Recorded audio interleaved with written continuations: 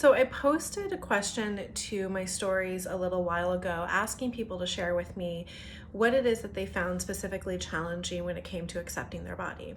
And a person wrote in that she found it challenging to accept really the physical limitations that came with being in a bigger body size. So this individual is a ballet dancer, and now that her body's bigger, some poses that used to be easy, I guess, to get into are now more challenging and could be somewhat painful.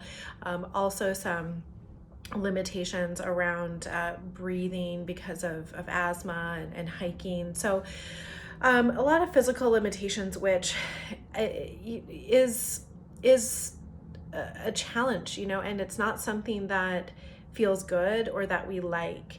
And the common knowledge and the way that we would normally go about that is, what you've probably been doing, what we're all told to do, which is just simply lose weight, and there you go, the problem will be fixed.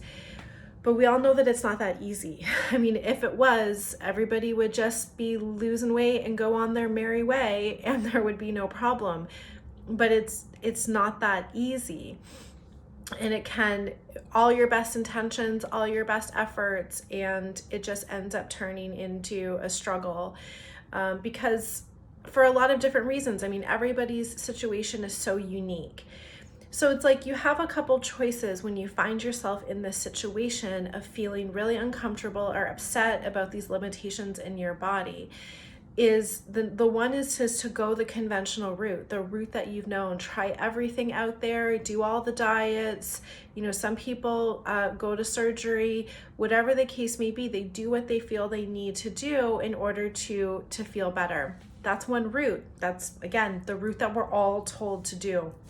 And so I don't think there's anything wrong with that route. So I'm not judging anybody who does it. I mean, I spent so many years doing that, so I get it. But you might come to a point where you just don't want to do that anymore. Or it's like, that's not how you want this to be the rest of your life. And if you're at that point, then I would say there is another way. And I've personally found it to be, for me, I find it a much better way. And this way really comes, it's really specific, but what it's really all about is honing in on the feelings that come up when we don't like what's happening. So when if you're in whether it's dancing and you're in a pose, or for me it was always yoga, and you feel that discomfort, you're not able to extend as far as you used to be able to, or bend over as far as you want, and you feel waves of emotion. You also hear there's actually a lot of story that's going on in the mind too. Like, the mind is talking. You may not be aware of it. The mind is saying a lot of things really fast. It could be like, and I'm not sure what it means. For me, it would have been like, just kind of these beliefs of like, it's better if I'm able to bend forward. I'm not as good enough because I'm not bending forward. I should be bending forward. I need to be bending forward. And then a lot of the emotion could be frustration over that, but also some sadness and some grief over the fact that my body isn't able to do, and all of the things, and maybe like some identity around being able to do that. There can be a lot of identity and sense of self-worth and self-value from being able to extend so far in a pose. And so really in those moments, then it's, instead of saying, "Ooh, I don't like this feeling, I don't like these thoughts, I want to resist it, I don't want to experience this, I need to change this," to kind of do the opposite and to just let go of the resistance and to start to open to feeling those feelings that are coming up, feeling that anger, feeling that grief, feeling that irritation.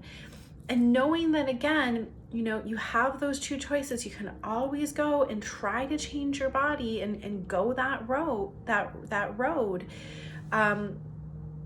Or you can try to allow yourself to drop the resistance and allow yourself to feel and realize that a lot of the story that the mind is saying is just story that's attached to an idea and an identity of who it thinks you are, of what, you know, being able to, this thing that you're able to do or can't do now means about you. Now, the flip side of that too was this person also talked about struggling with breathing. So when we let go of the resistance and we feel, you know, with the breathing, it's like there's frustration there, you know, we don't like it, we wish it could be more. It's also feeling that too, you know, like, can I be okay with the fact that I'm not liking this right now and it's not as comfortable? And when you sort of kind of drop this resistance and let go of needing to change it in that moment, there opens up this space where you might feel inclined to start to do something different. So, I mean, everybody is so specific, so it's easier to get in conversation one-on-one with somebody about, you know, to talk it through. That's why I do one-on-one coaching with people, to hone in on those specific issues and look for, go down the road of solutions that way.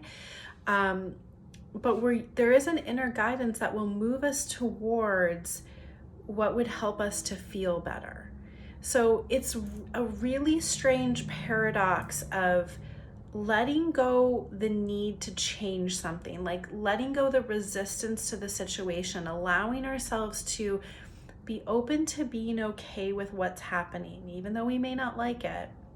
And this is, like, I know, a really big ask sometimes, but I've really noticed this to be the way that we can start to feel more peace and more ease in our lives. And because it's really stressful when we're trying to resist and change everything. So then when we let go and we kind of allow ourselves to feel those feelings and just, again, notice the story that the mind is talking about it, because it's going to be saying a lot of things about it, we might have an idea of what we might want to move towards. Like, maybe it's, I noticed that my cardio isn't as good, so, you know, maybe I might want to start a running program. Like, I don't know, I'm just throwing something out there. But we would move towards what feels good to us versus doing it from a place of, I don't like this and I need it to change. So there's a different way that change can come about.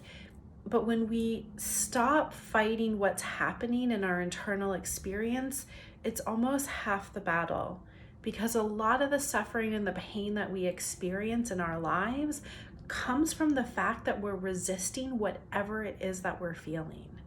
We're resisting our current experience. And when we don't have to be afraid of our feelings, when we don't have to make it wrong, there's a bit of a relief there. So that's what I wanted to address about this. It's this idea of really looking at a different way of being with experience, instead of needing to change it, but to relax and drop the resistance. And we think if we don't resist, nothing will change. That's actually just not true, because our internal state, like our basis state, is well-being. And when we feel off from that, we're going to be naturally guided to move towards something that brings us closer back to that state.